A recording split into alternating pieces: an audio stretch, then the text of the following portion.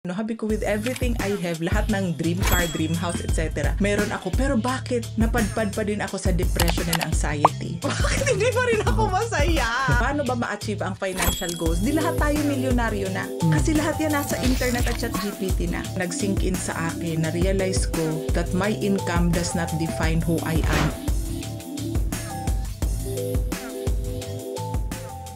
Kamusta? My name is Manong George and I've been here in the UK for over 15 years. Katulad ba kita na isang OFW na nangangarap ng mas magandang buhay? Well, itong podcast ay para sa inyo. Kasi dito sa podcast na to, pag-uusapan natin ang pera in a positive light. Dito kakausap tayo ng mga guest na may magandang diskarte para tulungan tayong umangat sa buhay. Kasi lahat tayong mga nag-abroad, malayo na, pero malayo pa. So again, come and join us here in this podcast, Manifesting with Manong George. Hello, magandang umaga, gabi, hapon, kung anumang oras kayo nandyan saan man, okay?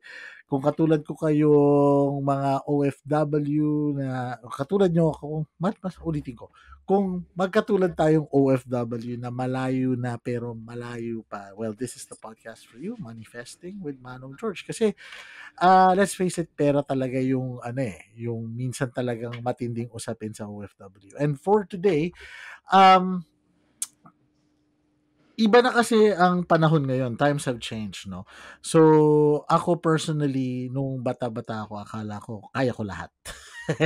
Ako si Superman. And kaya ko, alam ko lahat. And I don't know kung yun ba ay may pinag-uugatan. Pero, eventually, I found that actually, I need more help. And help comes in many forms, pero ngayon available na to for a lot of people around the world. Hindi lang sa OFW pero kahit kung kanino man. So, yan. For today, gusto ko sanang i-introduce sa inyo isang taong malaki rin ang naitulong sa akin. Ayan. Actually, pinukpok na nga ako para umandar to. Right, so I want you all to meet Coach Clarissa. Coach Clarissa, pakilala tayo. Yay! Hello, Manong George. Hello sa lahat ng mga followers and subscribers ng Manifesting. I'm so happy to be here. And yun nga, I'm so happy na umaandar na ang podcast. Congratulations. Yes, thank you. Ayun nga. Pero, so sa mga first time nakarinig ng ganito, Coach Clarissa, I think maraming nauso yung term na coach more on to physical fitness. Pero si Coach Clarissa is more on to mental fitness. So, can you give me a background on what is mental fitness siguro and paano ka napadpad doon? Sino ba si Coach Clarissa bago naging coach? Yan. Yeah, wow, wonderful question.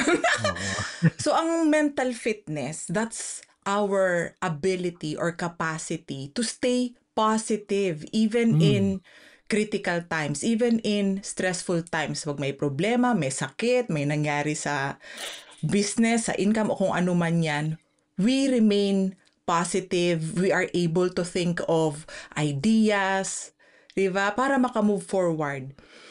So basically, it's our ability to have our mind work for us, not against us. Diba kasi madalas, pag may nangyari, stressful, may crisis, down na tayo. Tapos yung mga negative na naisip natin, magkakaroon na ng domino effect hanggang negative na yung feeling, negative na yung actions, etc. So resulta, lalong pababa ng pababa. So, kapag meron tayong mental fitness, more positive than negative. Nice. Yeah. Maganda yun. No? Hindi ba yan parang parehas din ng resilience, would you say? Resilience is an effect of having mental fitness. Diba? Kasi kapag matatag ka, how you feel, how you think, diba? Klarado ang isip mo, you're able to innovate, you're able to move forward, you know what's important, you're able to take action. O yan natin yung kumbaga, hindi ka matitibag kahit anong mangyari. Yan yung resilience. Diba? And to answer your other question, paano ako napadpad dito? Because I was looking for something that could help me. Kasi before ako maging coach, entrepreneur na ako since 2011. Mm. So, I was, sabihin nating, hungry for success. Na from 2011 onwards, in the first 5 years of being an entrepreneur, na-achieve ko yung material success, financial gains, recognition. Pero sabi ko, ba't ganon? Bakit after a few more years pa, no? Sabi ko, with everything I have, lahat ng dream car, dream house, etc., meron ako. Pero bakit napadpad pa din ako sa depression and anxiety? Bakit hindi pa rin ako masaya? May kulang pa rin. May kulang pa rin. So, I was looking for an answer na sabi ko, gusto ko, pwede to kahit kanino, regardless of income, regardless of background, nationality, something that applies to everyone. And yun yung nahanap ko, mental fitness.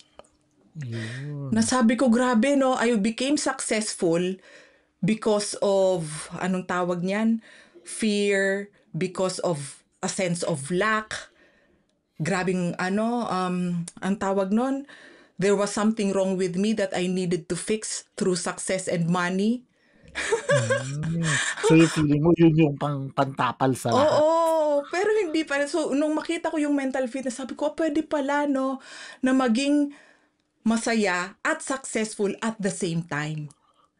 So, nung makita ko na yun for myself, kasi ako muna yung naging coachee. Ako muna yung tinulungan ng isang organization, Positive Intelligence. Okay, that's the name of the organization. Positive Intelligence is the same as mental fitness na describe ko kanina. No? Sabi ko, grabe yung natulong sa akin. Tapos nung tinuturo ko na siya sa mga kakilala ko, ang bilis din ng impact. So sabi ko, why not become a professional coach? So I learned, I studied to become a professional coach. At yun na, the rest is history. At yan, kaya nandyan ka, di ba? We met through coaching din. Totoo. Pero gusto ko rin lang i-point out, no? Coach Clarissa, gaano ka nakatagal na OFW? Kasi baka akala nila, coach, pero baka naman nasa Pilipinas ka. Pero gaano ka nakatagal na nasa living abroad? Ayan. Since 2016, yan. So matagal-tagal na rin. Yes. So yun yung so you found something more on top of, kasi alam mo naman, sabi ko nga, lagi kong paulit-ulit at lagi nila maririnig dito, malayo na pero malayo pa. Alam mo yung tayo mga OFW nag-abroad. And then one of the most common things is akala natin instant success yun eh. You know? And maybe, true enough, maybe some people might find success pag alis nila kasi there's more money compared sa Philippines, no? Or they found some degree of success. Pero darating yung point na, is there more? Ayun. Yun pala yung nangyari sa'yo. And so, why do you think it is important for OFWs like you and me, and dun sa mga nakikinig nito, hopefully makatulong din, bakit importante sa kanila ang mental fitness? Diba? Bakit hindi pwede ba natin sabihin na mental fitness can be just on the side and then, okay lang yan, pwede naman yan, or Pilipino tayo, resilient tayo, puro ganun yung natin, kaya natin yan, yung ganun, or pag may problema, alam mo yung sasabihin natin, at least, o di kaya, okay lang yan, kasi kaya naman yan, mga ganun. Tama ba yun? Is that enough? Yan. Okay, gawan ko ng analogy kasi ako, I also exercise. So, every week, I exercise about 5 to 7 hours a week. Yan. Wow. Pero before, hindi. So, ano yung analogy ko dyan? A lot of people don't have to exercise or don't even exercise at all. And okay naman sila hanggang pagtanda nila. Hindi, may mga tao never nag-exercise pero hindi naman nagkakasakit. They live a long life. Diba? Pero pag mental fitness ang pinag-uusapan, what if wala kang mental fitness, your mind is constantly working against you? Even for 1 hour or 1 day, saksakan ang hirap nun. I don't think you can be happy.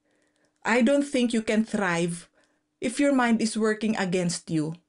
'Di ba? Na wala tayong self-command na okay. Ito yung mga naiisip ko, ito yung kailangan kong gawin para kumalma, ito yung kailangan gawin para makumove forward. Pag hindi tayo marunong nun, autopilot, kung anong maisip, it will dictate how we feel, it will dictate how we respond. Kaya apektado ang happiness, apektado ang health and well-being, kasi marami akong mga nakakatrabaho through coaching na hindi makatulog dahil sa sobrang non-stop thinking. Pag hindi makatulog, affected ang health. Pag affected na din ang sleep and physical health, mas lalong hirap makumita ng pera kasi laging may sakit. O nagkaka-mental health breakdown na, so lalong hindi maka-perform. Affected ang relationships kasi kung, 'di ba, kung anong maisip mo against your spouse or your children, ayan, sasabog na. So affected lahat. So very important, OFW man tayo hindi. Mental fitness is the foundation of everything that we hold dear. Diba? Kasi And for example, yeah. And sorry to interrupt you there. Are you Please. saying na, kasi sabi mo nga, parang tama ba na, please correct me if I'm wrong, ang default na thinking natin kadalasan is negative, on the negative side, na parang halimbawa, again on an OFW preset na halimbawa nag-abroad ako, ang una kong maiisip, paano kaya sila sa Pilipinas? Negative. And then paano sila sa Pilipinas, then doon na mag-uumpisa eh. Kaya ba nila? Kung kaya nila, kailangan magpadala ng mas marami. Kung kailangan magpadala ng mas marami, kailangan pa magtrabaho, kaya pa nakatrabaho. Puro pa ganun eh. And it builds up. Tama ba na yung una natin talagang default is parang medyo negative? Yeah. That's how our brain is designed to work. Survival brain. So, para Ayun. mag-survive, we need to be away from fear. To be away from fear, dapat lahat ng danger, kahit wala naman, kasi there's two kinds of dangers, di ba? Imagined and real. Ang mga real, yan yung hinabol ka ng tiger, may nasusunog dyan, di ba? Pero kadalasan, imagined.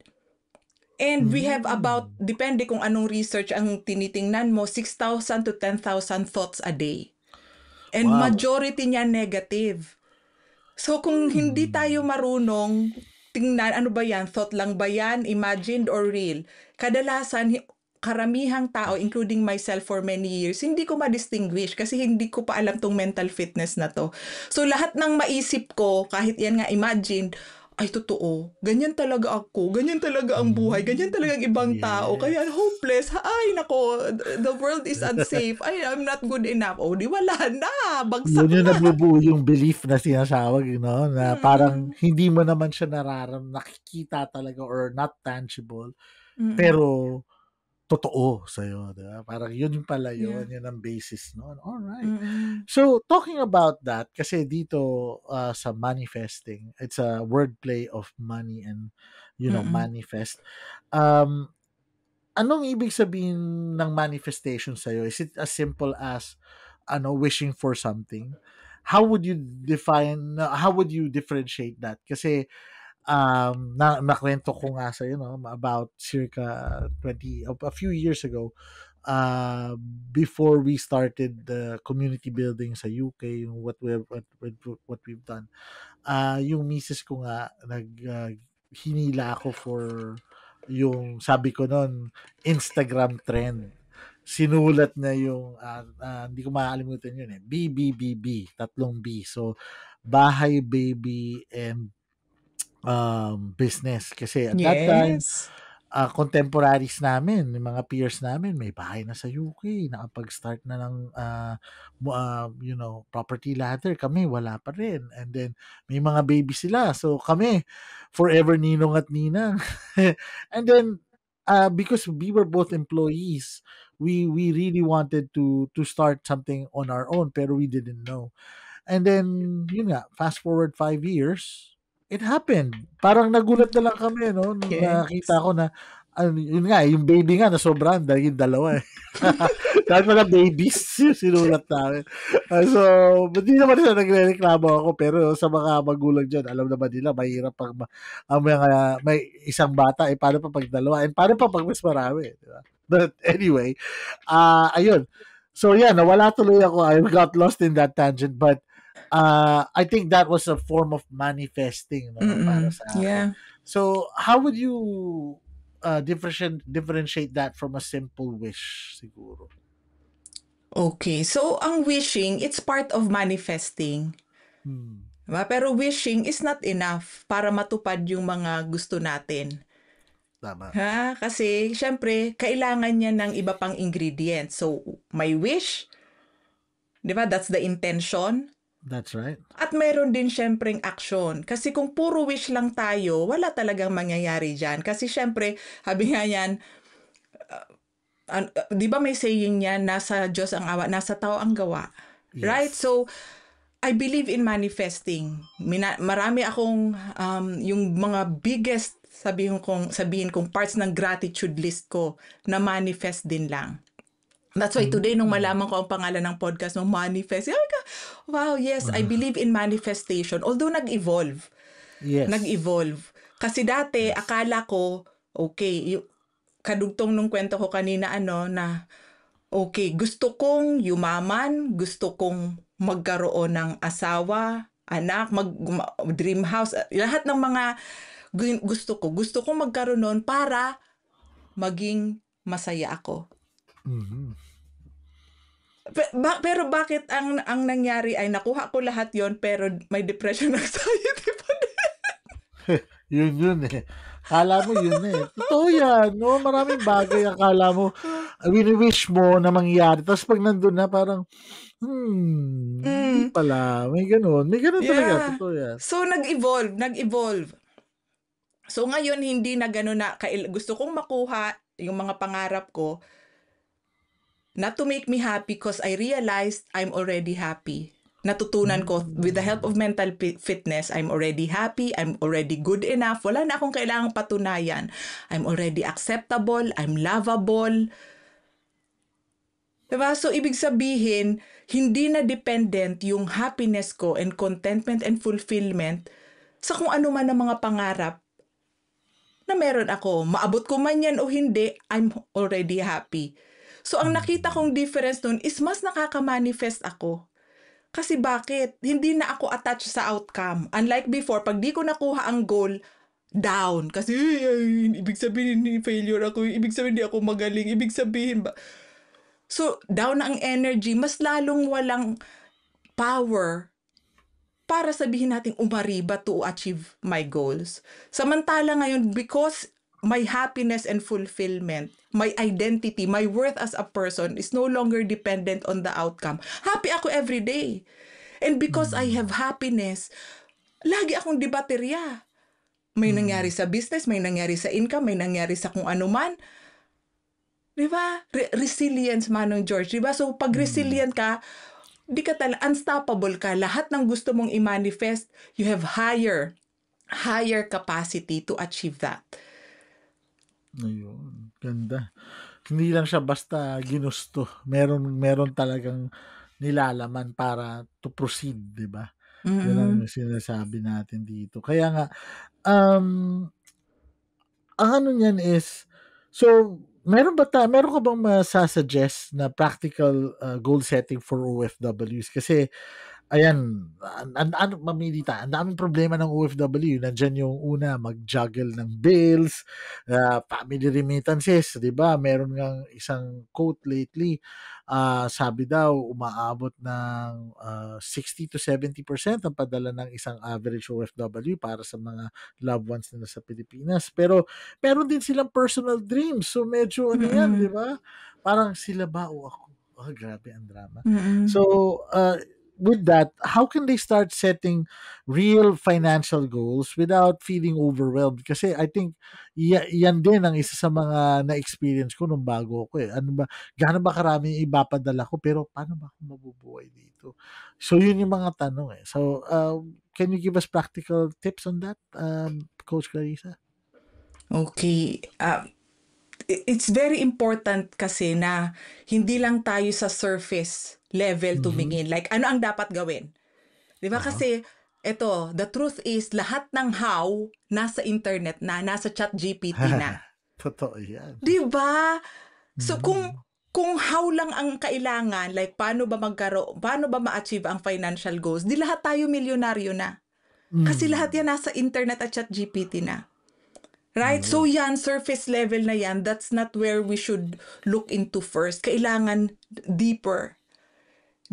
Yan yung mga mental patterns. Yan yung sinasabi ko kanina na yung how we think dictates how we feel dictates how we behave, what we do and don't do, and what we do and don't do dictate our results sa finances, for example, sa health. Pareho, lahat yan. So in short, alamin natin, okay, ano ba ang, digging deeper, ano ang nakikita nating patterns sa finances natin? Patterns. Di ba? Iba-iba kasi yan. I cannot give a specific advice kasi iba-iba kasi, for example, ang ibang tao, ang pattern nila is maraming income pero grabe ang credit card debt. Yes, totoo yan. Pwede kasi na merong underlying belief na I need to keep buying and buying and buying and buying kasi pag meron akong mga Louis Vuitton, meron akong Tesla, meron akong BMW, meron akong napakalaking bahay, it means that I'm good enough. That means I can be happy. Mga ganon. Other people, iba naman ang pattern. Ang pattern is, I need to be a giver. Sounds familiar kasi ako yan. Several years, ang mindset ko was, I'm a giver, I love helping people. So, nagi akong ATM. Nagi akong walking wallet. Kasi yun ang belief ko, I need to help everyone. I need to help everyone, yung belief ko for several years. Right? Pero yan, natutunan ko na through mental fitness, how to set boundaries. So, in short, ikaw, mahal kong kababayan, alamin mo, ano yung pattern mo pagdating sa pera? Or baka meron kang belief that money is bad. Or baka meron kang belief na hindi ka makakapunta sa heaven. Di ba kasi sabi, mas mahirap pa daw makapasok sa heaven yung rich man. Right? Something like that. So, you need to find out saan nag-uumpisa. And usually, hindi yan madali. Kasi subconscious yan.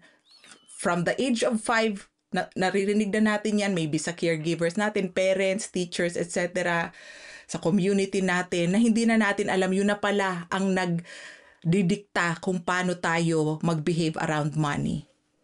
Kasi to some degree, no, kaya nga natin ginawa tong podcast na to. What I've noticed, at least personally, no, I think tayo mga OFW, there is that slight taboo, or well, not slight, there is that taboo pag pinag-uusapan pera. Like, although I'd say uncomfortable question naman talaga yung pag tinanong ka magkano yung kinikita mo. Pero parang, it encompasses din kasi yung mga tanong na hindi tayo marunong magtanong, paano ba kumita ng tama? Or paano ba makapag-ipon? Or how do I make that next step? Yun kasi yung mga hindi na pag-uusapan eh.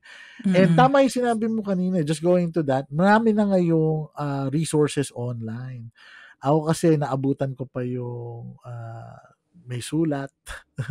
Nagsulat ka 2 weeks bago dumating. After 2 weeks, may nangyari ng iba bago dumating doon. I was on the tail end of that. Tapos pumutok na yung mga calling na yan na online, like yung Skype and all. So nakita ko kasi, from what I hear from you, is that although these resources are there, they're available, kailangan pa rin ng human touch, ng human element to guide us. Kasi nga sabi mo kung di lahat na tayo milyonaryo. Hindi ikaw lang. Di ba? Ayan, dito manggi, Oy, patay tayo dyan. Dito manggi. Pero, wag nyo daw utangan si Coach Clarissa kayo naman. Natutunan ko na yung boundaries, Manong George. Ayan, patay tayo dyan. Well-equipped. May resilience.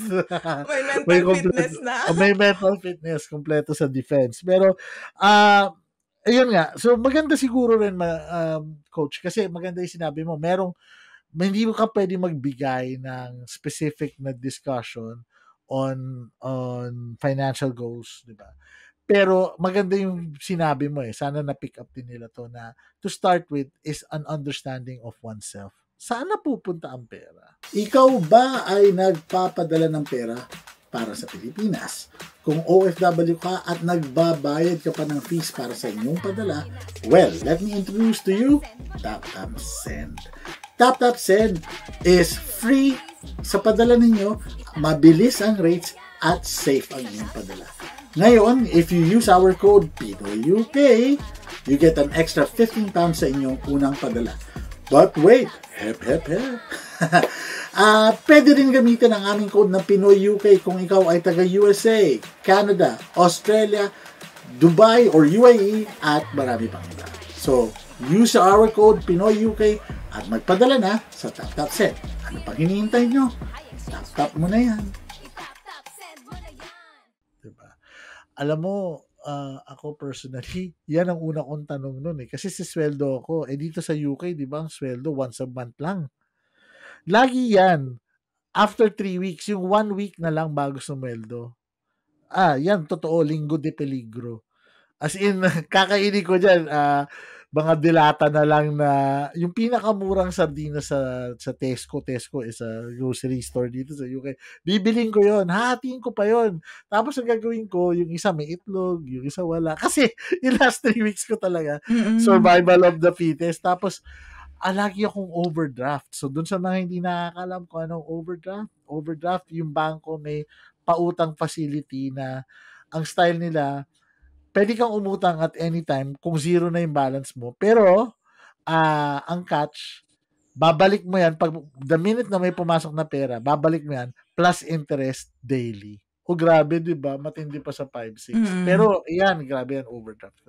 So, ayun. Pero, pwede ba akong manghingi ng simple daily practice or mindset routine para mas ma-align ko yung sarili ko on, I guess, understanding where my finances go? Kasi, going back to that George 15 years ago, I think makakatulong yun eh. Okay. So, magbibigay ako ng tip na applicable sa lahat. Regardless kung ano man yung pattern mo, to you, mahal kong kababayan na nakikinig. Kasi sabi ko, iba-iba tayo ng pattern. Kung di ba, yan ang dahilan kung bakit walang naiipon. Bakit maraming utang. Right? So, I'm not sure kung naalala mo, Manong George, yung pinasagutan ko sa yung saboteur assessment. Yes, saboteur. actually, I would be happy kung i-share mo din yun sa iba. So, I did not create that assessment. It's only a 5-minute online assessment na sobrang, yun talaga ang nag-change ng perspective ko sa buhay. And that started my journey towards mental fitness. So, sagutan nyo yun. Ipopost ni Manong George to help you as well. Doon nyo malalaman ano yung mga self-sabotaging patterns ninyo. So ako sinagutan ko yan. Sinagutan din niya ni Manong George. Lahat tayo may ganyan. No judgment here. Doon mo malalaman. Ano ulit siya, coach? Anong tawag sa kanya? Saboteur assessment. So ang gumawa niyan, positive intelligence. Yun yung nagturo sa akin ng mental fitness. And up to now, I'm still in their program. Kasi kahit ako, meron na, habihin kong nagbago na yung buhay ko, syempre, gusto ko araw-araw, parang dumbbell. Kung isang buwan ka lang nag-dumbbell, hindi ibig sabihin yan physically fit ka na. You want to be fit for life, di ba? Itutuloy. So, same with my mental fitness. So, anyway, sagutan nyo po yan. Pagkatapos niyan, magsisend yan sa inyo ng email. Buksan nyo yung email, ipapakita sa inyo yung email, ano yung top saboteurs ninyo. Ano yung mga nagkukos, kaya same yan, nagkukos ng stress at difficulty mo sa finances, sa performance sa trabaho, sa relationships, sa well-being. Pare-pareho yan, walang pinagkaiba, ibang area ng buhay, pero same yung pattern. So, halimbawa ako, magpapakatotoo ako, nung una kong sinagutan yan, yung saboteur assessment na yan, ang pinakamataas ko, pleaser. Ang pleaser is overgiver, gusto tulungan lahat ng tao, Messiah complex, hero complex. Hindi makano kasi dapat lahat i-save. Lahat ng problema ng ibang tao, papasanin ko at aayusin. Yun pala ang dahilan. Kaya burnout ako, kaya labas kasi lagi akong yes sa lahat, tapos iiwan ko sarili ko. So, ikaw, malalaman mo kung ano yun. Dati, 9.1 ang score ko out of 10 sa pleaser. Wow. Dahil dun sa assessment. 9.1 out of 10. Halos perfect. Halos perfect, di ba? Pero because of mental fitness, naayos ko, na-improve ko na-improve. Anong nangyari? Wow! 2 or 3 months ago nung huli kong sinagutan yon, nasa 2.1 or 1.9, di ko na maaalala. Basta around 2 na lang. Di ba? So, Kaya ibig pala mahirap sabihin, ng utangan. mahirap ng utangan talaga. Kasi dati madali lang eh. Isang, kamusta? Alam ko na, wag ka na magsalita. Yan na. Ngayon, Di ba? kamusta? O, kamusta ka rin? Oh, so yun Manong George, for me that's the foundation kasi you cannot improve something you're not aware of. Otherwise, autopilot lang kung ano yung habit mo for many years, pautuloy-tuloy na umaandar. So, once nasagutan mo na yan, magsisend yan sa'yo ng result mo. Plus, sa baba niyan, may description. For example, pleaser. Ano yung mga sinasabi, ano ang mga thoughts ng pleaser? Ano yung nafe-feel ng pleaser? Ano yung resulta? Oh. So, mas madali mo nang mahuli ang sarili mo. Para siyang diagnosis, no? Yes, Diagnostic mas madali. tool. So, Yes. ang sagot ko dun sa tanong mo, ano yung daily habit? Ako, ang dami ko nang tinuruan ito na hindi pa talaga nag-fail na nagsabi, hindi nag-work. Basta in-apply talaga nag-work. So, ano yung daily habit? CCP. CCP. Ang C is catch. I-catch mo, narinig mo na naman yung boses. Kasi iba-iba yan. May pleaser, may avoider, may perfectionist or stickler, may victim, may, nasabi ko na ba yung avoider, hyper-vigilant, laging nagwo-worry, hyper-rational, diba? Hyper, achiever, kailangan laging successful, otherwise failure, wala. So, yan, plus may judge pa tayo. So, what I'm trying to say is, you need to catch kung ano yung self-sabotaging thought. Pag na-catch mo na yan, dahil nakita mo doon sa sinend sa yung email, sabihin mo, kung ano man yan, si pleaser yan. Okay, si pleaser, that's just how the mind works. See, catch. Kasi pag hindi mo yan na-catch, feeling mo, yan yung totoo. Sa buhay mo, tungkol sa'yo, tungkol sa ibang tao, sa mundo. So yun na yun, nagpapalpitate ka na pag naniwala ka kaagad. Again, we have about 10,000 thoughts a day and majority of that ay fear-based, negative, kasi dahil sa survivor brain. Diba? So, C, catch. Very effective yan. Araw-araw ginagawa ko yan. And another C is celebrate. Celebrate or just acknowledge your awareness. Ay, buti na lang Clarissa, nahuli mo yan. Buti na lang, thank you, nahuli mo. Hindi ka na magsa-spiral down to negativity. So C. And then P, physical relaxation. Kasi tandaan natin, mind-body connection. Once may stressful thought, laging may stress sa katawan mo. Pero pag nirelax mo yung katawan mo, even with just 3 breaths, or nirelax mo yung tension sa leeg mo o tiyan mo, you listen to your body kasi it's giving you feedback kung anong umaandar sa utak mo. Relax mo lang yan for even 10 seconds. Kasi when you focus on your body, you're not focusing on the negative thought. Ang mahirap kasi kung lagi ka nakafocus sa negative thought, nandun ka na. 3 oras na, 3 buwan na, naka-fetal position pa rin tayo kasi dun tayo nakafocus.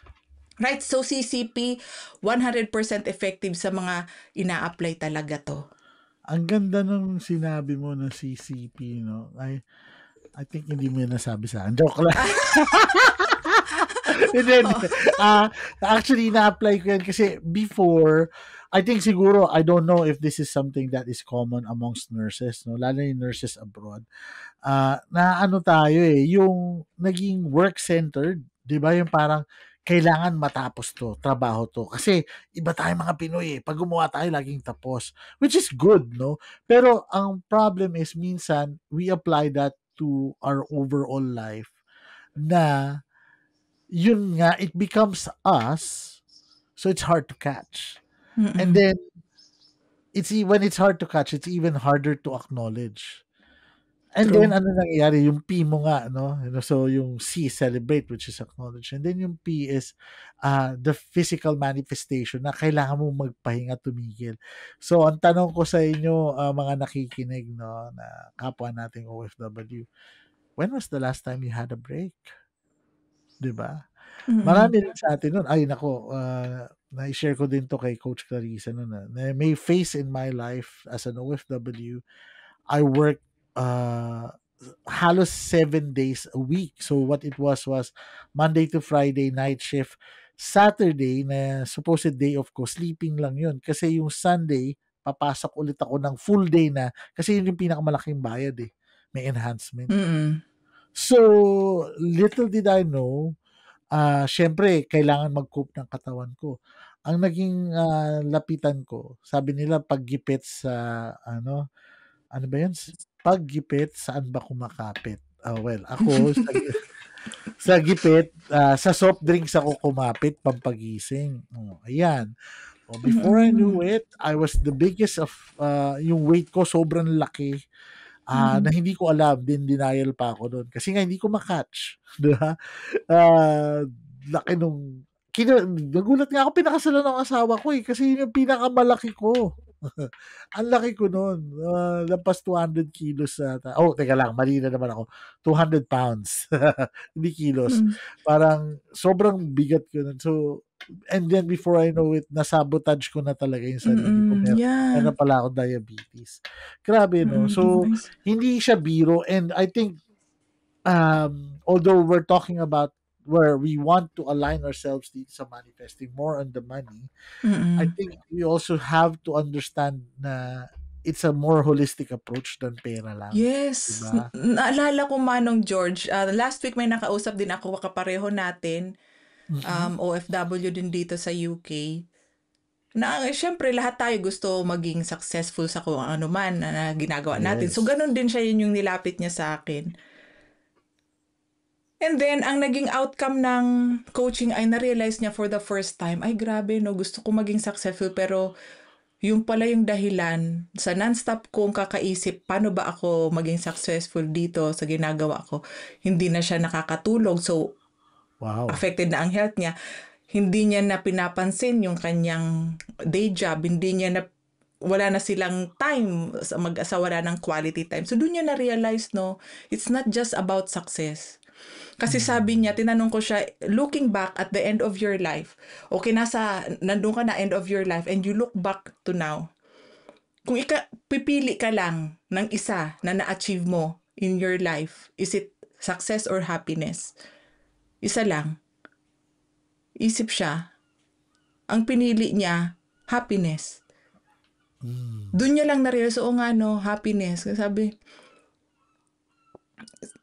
and kaya doon niya na-realize, it's really holistic. Kaya naalala ko tong kwento na to when you shared na holistic. Kasi, paano na, the most important asset sa kabuhayan natin, sa business natin, tayo.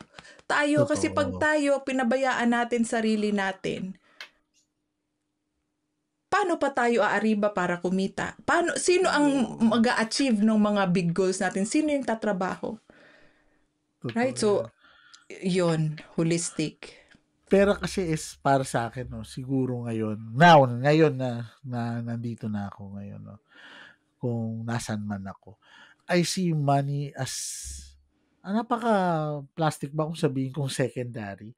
Pero I think that's true kasi there are a lot more things that are more important than money. Let's put it that way.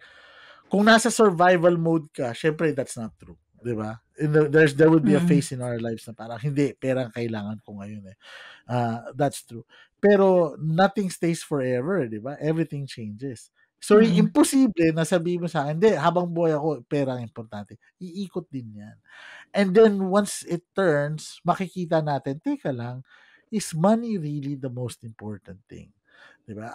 Ako, ang ma-share ko dyan, I spoke, dati kasi yung trabaho ko, nurse ako para sa isang insurance company, no? Marami ako na nakikilalang medyo malalaking tao, may kaya talaga. And one very poignant. Wow, poignant. Ang lalim. Actually, hindi ko nga alam pag in-spell nyo, may G pala yun. Diyos ko. Akala ko may N niya. Poignant. Hindi, pero I don't know even kung tama yung pagkakasabi ko nung term na yun. No? Nabasa ko lang siya today, to be honest. So anyway, isa doon sa parang pinaka-tumatak. Yan na lang. Para sabi ka totoo. Sinabi niya sa akin and sabi sa akin itong very successful businessman siya na kliyente ko nun. Sabi niya is that money just gives me a better seat at the plane. But if given the chance, I'd spend more time with my kids. I'd spend more time with my family. parang sabi ko, at that time, sa totoo lang, ako, naghahabol din ako noon. Sabi ko, ito naman, beer na to. Sabi ko, oh, buti ka pa. Ganun, yun, hindi mo alam yung hirap. Pero, then na-realize ko, oo nga, no, kasi, magtataka kayo, may hirap naman talaga, pero masaya sila. Diba? Meron yung hindi naman mayaman. O wag na sa mahirap, hindi naman mayaman. Sakto lang, pero masaya sila. So, I think we have to understand what money does for us para hindi rin siya yung sole source of happiness natin. Kasi, hindi, it couldn't be. Yun eh. Yung totoo eh.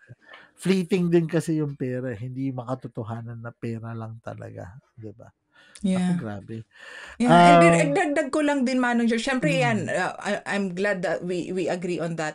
I-clarify ko lang din para sa mga nakikinig. Para, di ba, for me, money is important. Siyempre, di ba? Kasi, totoo yan. Kailangan yan para kung makakain, para sa magandang education, bahay. Money is important. It's a tool. Sabi nga kanina sa story ni Manong George, di ba, it allows you to buy a nice seat on the plane. It allows you to buy what you want, etc. It allows you to help other people. It's a tool. It's a tool. That it's nice to have. Di ba? But it says nothing about who you are. It does not define your value. It is not a condition for your happiness and worth. Yun ang pinakamalaki kong realization. And 2 days ago, yung isa kong coachee, yun yung sinabi niya sa akin. Sabi niya, grabe. Ngayon lang talaga nag-sink in sa akin, na-realize ko that my income does not define who I am. At nang ma-realize ko yun, sobrang gaan na. Kasi hindi pala ako failure. Nung bumaba income ko, hindi pala ibig sabihin nun katapusan ko na. Hindi pala ibig sabihin nun I'm not worth. Grabe. So dahil ang gaan, bumalik yung worth niya, 'di ba? Mas masaya na siya, mas nakakatrabaho na siya sa business niya. 'Di ba? So yun yung importante. It's a tool, but it does not define you. Kasi unfortunately, no, sa panahon ngayon with social media, no, kasi social media, it's a platform for you to, unfortunately or fortunately, to show off. 'Di ba? Bihira yung magpo-post na sabihin, yung pinagyayabang nyo na naghihikaho sila. Pag gano'n, nanghihingi yan ng tulong. Pero yung para mag-post ka na, travel ako, o post ako na yeah, those are simple celebrations. Pero inadvertently, hindi mo talaga may iwasan na it can be viewed as flexing. Di ba? Yan ang tamang flex. Pinapakita mo na meron ka na wala kang dati. So hindi rin nakakatulong. And unfortunately, ito nga nakita natin to sa community natin, na it rings a bell talaga. Makikita talaga natin na may mga taong maapektuhan, no? So siguro sa mga ating kasamang OFW, no, na hindi naman masama mag-post, do. Katulad niyan, utangan si Coach Clarissa, ganun. Hindi naman masama yun. Hindi naman kasi yun nga sabi ni Coach Clarissa, dream car, dream house, di ba?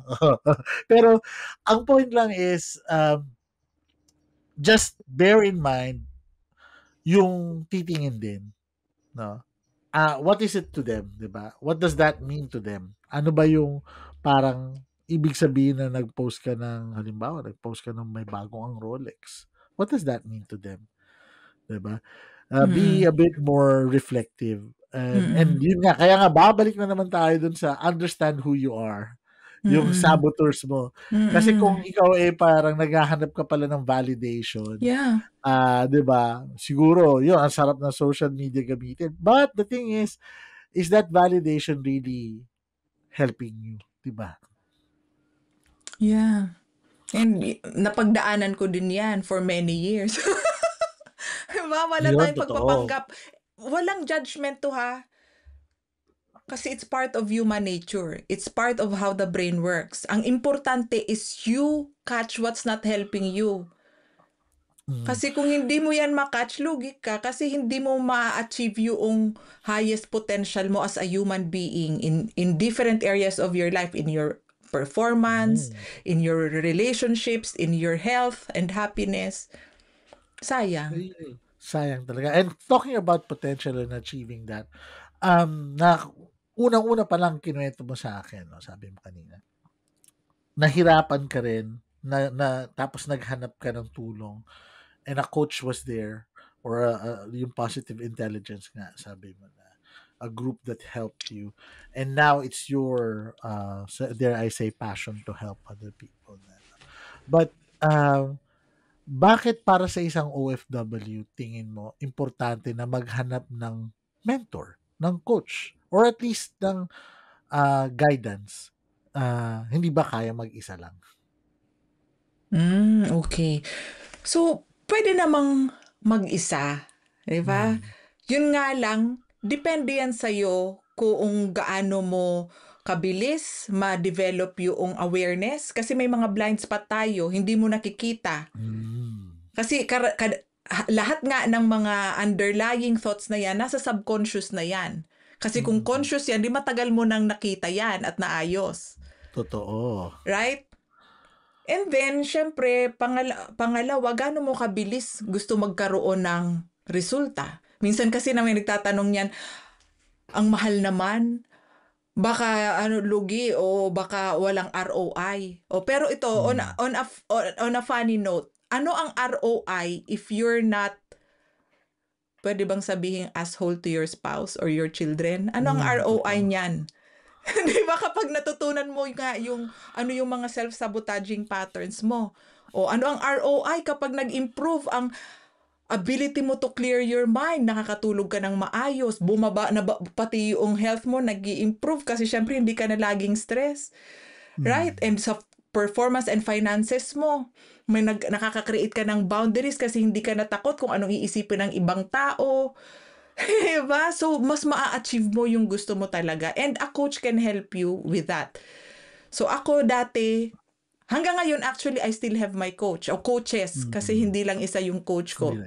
Right? So, kahit ako, kung sabihin ko ng I'm a fan of personal development. So, I have my own time for learning but I also receive coaching and mentoring kasi mahirap solohin to. Tapos marami akong hindi nakikita na madaling makita nung coach ko. And also, I think it's a lifelong process, and there's also, kumbaga, coaching is not set in stone. Pwedeng mag-iba yung coach mo, pwedeng hindi kayo mag-usap ngayon, pwedeng matagal, pwedeng magbalik. I think yun yung kailangan nilang maisip, and it's another way of investing in yourself to be the best version of yourself. Yeah. No? And so, aabot ka talaga pag nandun ka na sa part ng gusto mo nito, makikita mo talaga na money becomes a tool. Diba? I think. True. Yun yung, I think, very, doon. Wow. So, ito na lang, Coach. Coach Carissa. Kung meron kang ma-share na one mental fitness habit na specific for OFWs, ano kaya yung pwede mong i-share for them to start it? Kahit yung pinaka-basic lang. Okay. So, ang pinaka-importante is maging habit yung CCP. Everything starts from there. It's the foundation. Okay? Kasi no one can interfere this pattern. Ito, your thoughts determine how you feel. And how you feel determines how you act, how you behave, whether you act or not act. And then, your behavior, your actions or inaction determine the results you have in your money, in your relationships. Kadalasan sa atin, dun tayo tumitingin, ano yung behavior na dapat kong gawin? Ano yung action? Ano yung dapat kong tigilan? Huli na yon, too late na yon, kasi nandito tayo dapat sa umpisa tumitingin. Kasi yung action natin, effect lang yon ng mga iniisip natin.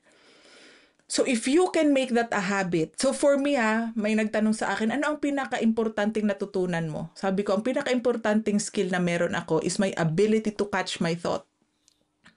Wow. My ability to catch my thought. Kasi pag thought, that's just how the mind works. Ay, buti na lang na recognize mo yung clarity. Buti na lang aware ka. Hindi ka na maniniwala basta-basta. Okay, relax.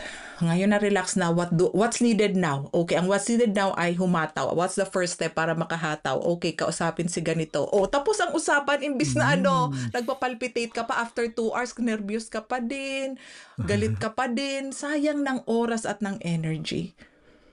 So, habit CCP every day, several times a day. Kasi again, 10,000 thoughts a day. Wow. Mahabol mo yun. No? Pero doon sa mga hindi nakakapanood nito, no? Although this would be available in YouTube too, no? Maganda makita niyo si Coach Clarissa pag sinasabi niya yung catching your thoughts. Pumipikit talaga siya at talagang makikita mo. Hindi nila, kasi meron makikinig dito na nasa, say, sa audio lang, no? Bilang podcast.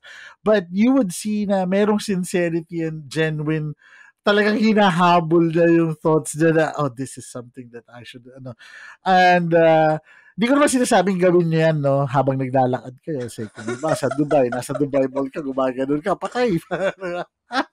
Hindi naman, but it just shows her passion and yung talagang, kakaiba kasi ako personally, I've been coached by, and still I'm going, na kino-coach ni Coach Clarissa, no?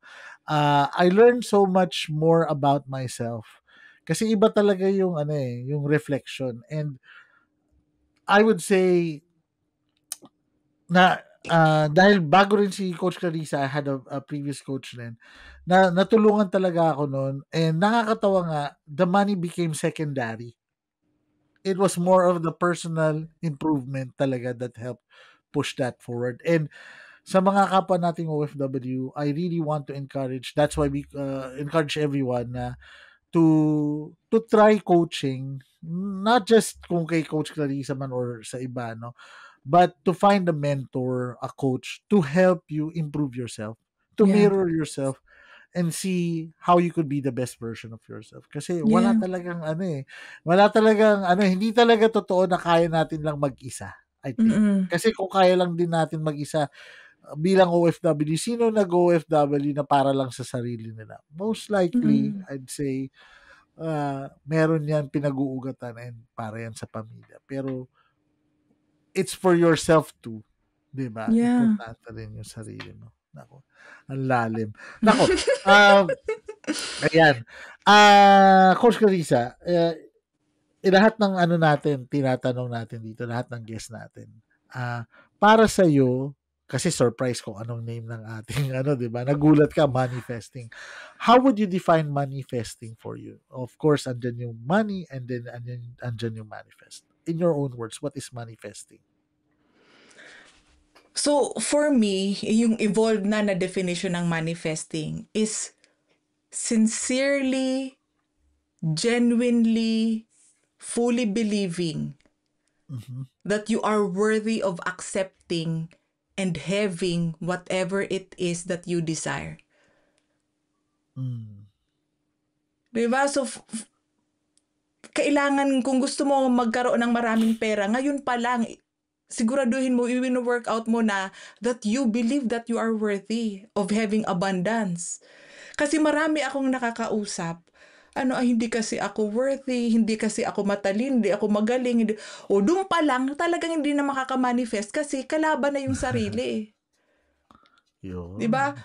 Gusto mong i-manifest love. You need to believe and work on yourself to believe that you are already worthy of love. Kasi kung hindi, i-repel mo lahat ng nag-a-attempt na i-love ka. Everything is the same. Money, love, health.